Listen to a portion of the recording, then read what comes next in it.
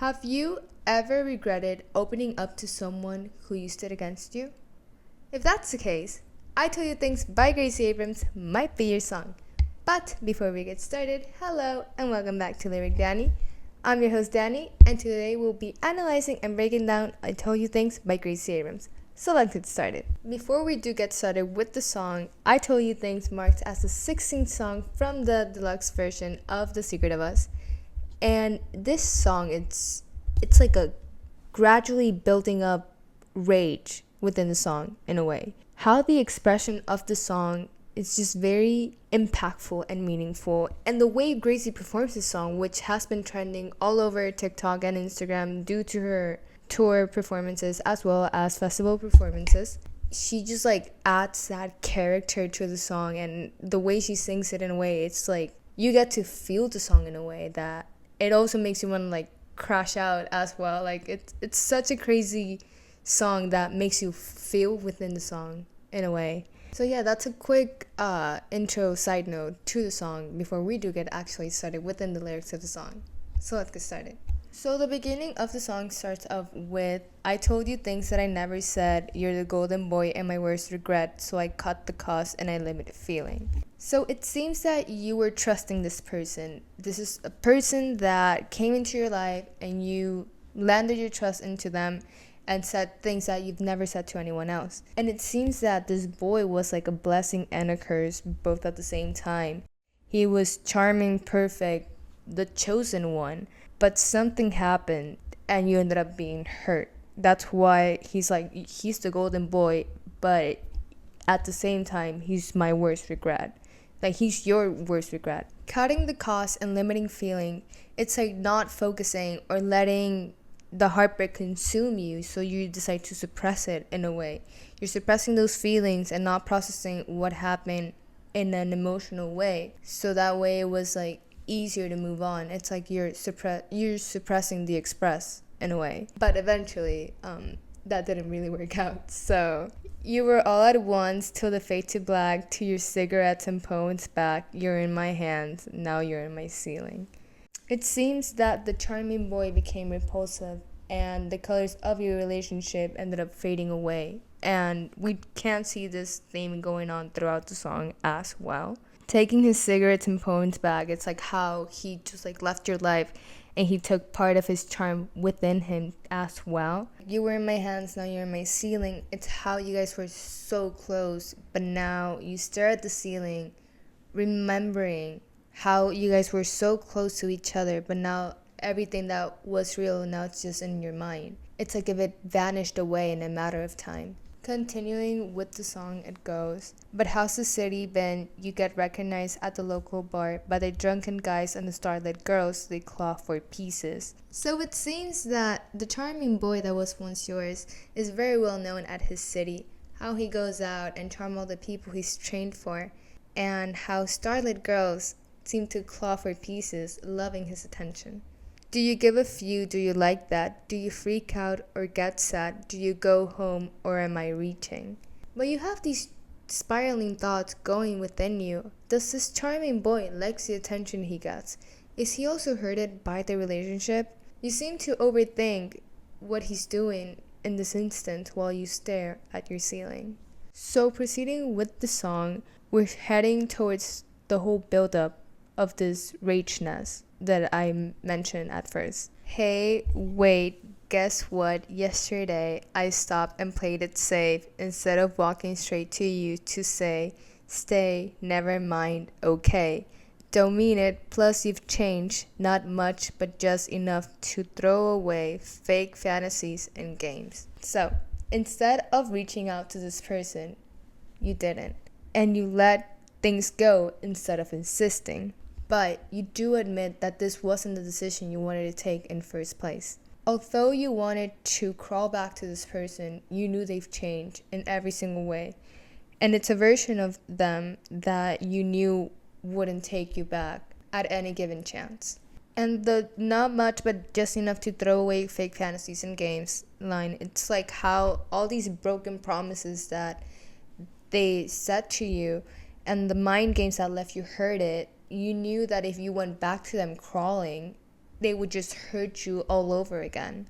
I've lost a year, it's strange, composed 100 ways to tell you, hey, what if I took your call as more than just a call, as writing on the walls. You feel like you wasted your time just to get hurted in a way. And you overthink and spiral around the thought of what you would say or what would you do if you run into them one last time. Taking their call as more than just a call means like, what if they would have called you? What if they would have reached out again to you to try to fix things? Like, what if that would have been the case, like in a parallel universe that we live in? What if things didn't go the way they did? What if they did call you and you would have taken more as just a call and actually try to fix things? But that wasn't really the case here. Taking the call as more than just a call, as writing on the walls, is some sort of like imagery going on, connecting it with the staring at the ceiling line.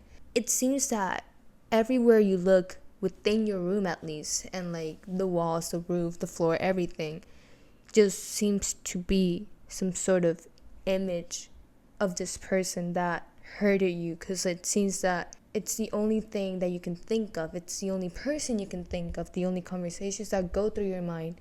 How all the things that went down, whether it was positive or negative, up and down, left to right, everywhere, everything just reminds you of this person. How you're trying to wrap your head around it. Like, what went wrong? Why did things end? Like, just how it seems to consume you all over you. Because you can't seem to wrap your head around the fact that you tried to communicate with this person, but seems that they hurt you eventually so badly that now you sort of like resent this person, but you have like all of this hate speech against them in a way. You built this cage, lost color in my face, you're fair and I'm insane. Probably one of my favorite lines. So this is what I've been trying to say since the beginning. This person built this cage, which it seems that you didn't have any sort of escape. You felt trapped within this relationship, and this hurting feeling just kept on growing, and you lost all color in your face. How it's the aftermath of how you felt. Your spark just left you in every single way.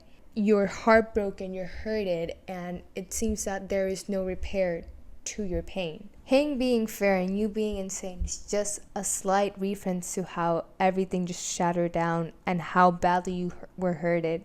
How he's the only credible one in the relationship. How him being fair means that what happened within the breakup was all meant to happen. How the mistreatment was considered fair and how it should have been. But now you're the one that got hurted most within lies and miscommunications. You're considered insane and mental. You're overreacting within the situation. You were considered a liar, being gaslighted into thinking that it was all within your mind. How all these things that you told this person, they used it against you to gaslight you and hurt you and just called you mental. Because that's what they wanted to do within the beginning. Hallucination, shame, guilt, pain, more pain. These 4 keywords are exactly what you felt, and each of them meant like a pattern or like some sort of block within your relationship. How hallucination is the gaslighting you got. How you hallucinated that you were the one going insane, but in reality, it was all on purpose. The shame you had is the embarrassment that went within you, how you trusted this person within the first place. The guilt you feel is thinking that it's your fault when it wasn't in the first place, because they were using you within their favor. And the pain and more pain that you felt is the only thing that you were left with. All of these aspects and blocks were just consuming all over you, that the only thing you were left with was pain. You hallucinate, you spiral, you feel shame, you feel guilt just to be left with pain. Don't let them know we're in pain. And the repetition of this line, it's how you don't want to tell people everything that went down. Like, don't let them know we're in pain. Like, let's just keep it between the two of us, because you know how things went. Like, you now realize what went down, how this person was using you literally against you. With everything you said, they used it in their favor just to hurt you even more. How it's like, if you say that you're in pain, no one will trust you, no one will believe you. Because of this person that put you in this cage to lose all your color, that way they could end up with what they wanted, which was to hurt you since the beginning. So this line is actually quite interesting, how it's portrayed, at least within the song. Because it goes, don't let them know we're in pain. Obviously, you don't want to let people know you're in pain because of this person, how things ended. And all the things this person made you believe and left you with. Hallucinating, feeling shameful, embarrassed, guilty, and just filled with pain. Obviously, you don't want to tell people all of the things that went down. But the way it's portrayed within the song, how it goes, don't let them know we're in pain, more pain, like faded in the background. It's how that screaming going within you, how you just want to let it all out, but you just seem unable to do so. It's slightly broken in a way, how you're trying to let it all out, but it's just like faded away. How it gets lost within the lyrics, how the don't let them know we're in pain oversteps the more pain line. How that like sensation is so clear and so specific that no wonder why Gracie decided to do it this particular way. How that pain of the song, you can feel it. You can feel the rage of it. You can feel the crash out of it in a way. And I just think that's insanely outstanding. How you're able to feel the song and how you're able to even like understand it. Even if you don't know what's going on, you still understand it in a way. And to conclude the song, it goes, I told you things that I never said to anybody else. I regret them, but I'll pack it up and practice leaving.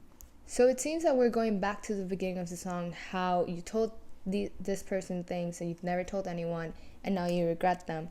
But here's the catch. You'll pack it up and you practice leaving, which it's an indirect connection with Packing It Up by Gracie Abrams, which is also a track of this album. Actually, the following track of I Told You Things. It doesn't really connect necessarily, just like the packing it up sort of situation, because in Packing It Up, it's like a whole different story in a way. The total opposite of what I Told You Things could be. If you do want a song as is Unpacking It Up, let me know in the comments down below, and I'll be more than happy to do it. It's like how now you sort of came to your senses and just like, I will pack things up and leave my way. I will leave out the back door because I don't want to be in this pain anymore. You were all at once till the fade to black, till the yellow glow turned a little sad.